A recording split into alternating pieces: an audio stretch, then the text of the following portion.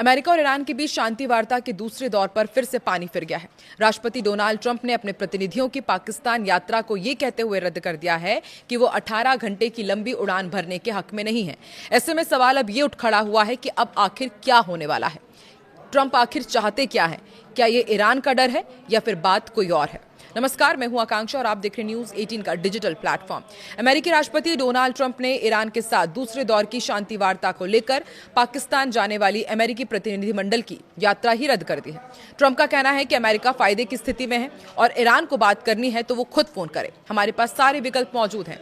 वहीं ईरान ने अमेरिका की अत्यधिक मांगों को स्वीकार करने से इंकार कर दिया है और संकेत दिया है कि वो पाकिस्तान के जरिए इनडायरेक्ट बातचीत करने के पक्ष में है।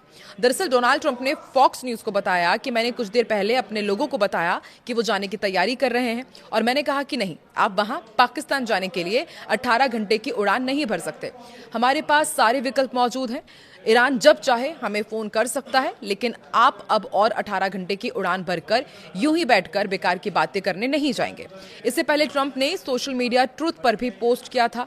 अमेरिकी प्रतिनिधिमंडल की पाकिस्तान यात्रा रद्द करने की जानकारी दी। उन्होंने सोशल मीडिया पर लिखा कि मैंने अपने प्रतिनिधियों की इस्लामाबाद पाकिस्तान जाने वाली यात्रा रद्द कर दी है, जो वो ईरानियों से मिलने वाले थे। उन्होंने आगे लिखा, यात्रा पर बहुत समय बर्बाद होता है और उनके पास इसके अलावा भी बहुत काम है। ट्रंप ने दावा करते हुए कहा कि ईरान की लीडरशिप में जबरदस्त अंदरूनी कलह और भ्रम की स्थिति है। इसके लिए कौन जिम्मेदार है, ये उन्हें खुद नहीं पता।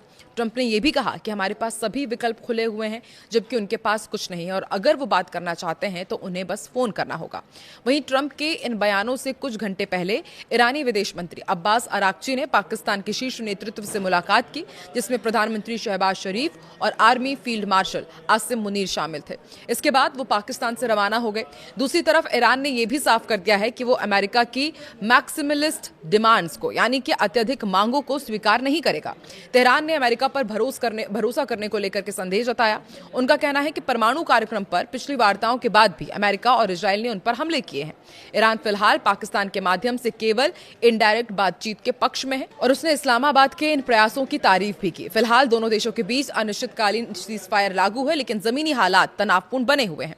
ट्रंप ने ईरानी पोर्ट्स को अभी भी बंद कर रखा है, वहां पर नाकाबंदी की गई है। सुरंगें बिछाने वाली छोटी नाव को देखते ही गोली मारने के आदेश हैं। इसी बीच ईरान ने इस हफ्ते 3 जहाजों पर हमला किया, जिनमें से एक भारत जा रहा था। इस संघर्ष और हॉर्मुज की नाकेबंदी के कारण ईंधन, प्राकृतिक गैस और उर्वरकों की कीमत में काफी उछाल देखा जा रहा है। इससे वैश्विक आर्थिक संकट लगातार गहरा रहा है। आपको बता दें कि शांति वार्ता का पहला दौर इसी महीने पाकिस्तान में हुआ था, जिसका नेतृत्व अमेरिकी उपराष्ट्रपति जेडी वेंस ने किया था। इस्लामी क्रांति के बाद दोनों देशों के बीच ये पहली उच्च स्तरीय सीधी बातचीत थी, जो 20 घंटे से ज्यादा तक चली थी।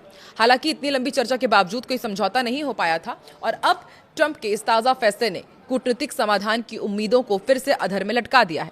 वहीं अमेरिका और ईरान के बीच अधर में लटकी शांति वार्ता के बीच डोनाल्ड ट्रंप ने शनिवार को एक दिलचस्प खुलासा भी किया।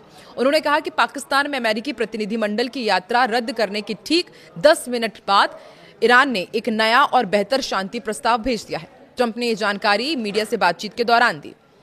ट्रंप फ्लोरिडा से वॉशिंगटन लौट रहे थे। उस वक्त एयरफोर्स 1 में सवार होने से पहले उन्होंने पत्रकारों से बातचीत की और कहा कि हमें ईरान की ओर से एक शांति प्रस्ताव मिला था जो बेहतर हो सकता था। इसके बाद हमने पाकिस्तान जा रहे डेलीगेशन की यात्रा को रद्द कर दिया। खास बात यह है कि जैसे ही मैंने यात्रा रद्द की, उसके ठीक 10 मिनट के अंदर हमें एक नया शांति प्रस्ताव मिल गया जो कहीं ज्यादा बेहतर था। हालांकि ट्रंप ने इस नए प्रस्ताव के बारे में ज्यादा जानकारी देने से इंकार कर दिया, पर उन्होंने इतना जरूर कहा है कि उन्होंने बहुत कुछ ऑफर किया है। साथ ही ट्रंप ने अपने पाकिस्तान जा रहे प्रतिनिधिमंडल की यात्रा रद्द करने के फैसले का बचाव किया और कहा कि हम उन लोगों से मिलने के लिए 15-16 घंटे की यात्रा नहीं करने जा रहे हैं, जिनके बारे में पहले किसी ने कभी सुना भी नहीं है। जब उन्होंने कहा कि बैठक मंगलवार को निर्धारित है, तो मैंने कहा कि मंगलवार अभी तो बहुत लंबा समय है। वो देश के नेता से नहीं मिलने जा रहे थे, वो अन्य लोगों से मिल रहे थे और मैंने कहा कि हम ऐसा नहीं करने जा रहे हैं। बहुत लंबी यात्रा है, समय लगता है, खर्चीला है। मैं खर्च के प्रति बहुत सजग व्यक्ति हूं। सोचिए, ट्रंप कह रहे हैं जो लाखों डॉलर वॉर में लुटा चुके हैं। ट्रंप ने यह भी कहा कि अमेरिका टेलीफोन पर ही बात करेगा और वो जब चाहे हमें फोन कर सकते हैं। साथ ही उन्होंने कहा कि हमारे पास सभी विकल्प मौजूद हैं। वहीं जब उनसे सीज फायर कायम रहने की संभावना के बारे में पूछा गया, तो ट्रंप ने तात्कालिक चिंताओं को कम करके आंका। उन्होंने कहा कि मैंने इसके बारे में अभी सोचा नहीं है। उन्होंने कहा कि ईरान के साथ समझौते को ट्रंप ने बहुत सरल बताया। उनके अनुसार पूरी डील में कोई जटिलता नहीं है, बस ईरान के पास परमाणु हथियार नहीं होने चाहिए। ईरानी विदेश मंत्री अब्बास अराक्ची ने शनिवार को इस्लामाबाद में पाकिस्तानी नेतृत्व के साथ उच्च स्तरीय बैठक के दौरान अमेरिका और इजरायल के साथ युद्ध को स्थायी रूप से समाप्त करने के लिए अपनी मांगों की लिस्ट पाकिस्तानी नेताओं को सौंप दी है ताकि इसे अमेरिका तक पहुंचाया जा सके। ईरानी विदेश मंत्री शनिवार को पाकिस्तानी प्रधानमंत्री शहबाज शरीफ, सेना प्रमुख आसिम मुनीर और विदेश मंत्री इशाक डार से मुलाकात उन्होंने की। वरिष्ठ अधिकारियों के साथ उन्होंने बातचीत की। इस दौरान द्विपक्षीय वार्ता और क्षेत्रीय हालातों को लेकर चर्चा हुई। इसके बाद अराक्ची ने सोशल मीडिया प्लेटफॉर्म एक्स पर भी अपनी पोस्ट में कहा कि उन्होंने ईरान पर जारी युद्ध को स्थायी रूप से खत्म करने के लिए एक वर्केबल फ्रेमवर्क पाकिस्तानी नेताओं के साथ साझा किया है। उन्होंने हालांकि सवाल भी उठाया कि देखना भी बाकी है कि क्या अमेरिका वास्तव में कूटनीति को लेकर गंभीर है। अराक्ची के अनुसार ईरान ने संघर्ष विराम और थोपे गए युद्ध के अंत को लेकर अपना सैद्धांतिक रुख पाकिस्तान के सामने स्पष्ट कर दिया है। इसके बाद ओमान की राजधानी मस्कट के लिए रवाना वो हो गए हैं। तो आपको क्या लगता है कि अमेरिका ईरान में कूटनीतिक ड्रामा कब तक चलेगा? इस तरह कुछ हल निकलेगा भी या नहीं, या फिर ये शांति आने वाले बड़े तूफान का संदेश दे रही है? कमेंट में जरूर बताएं।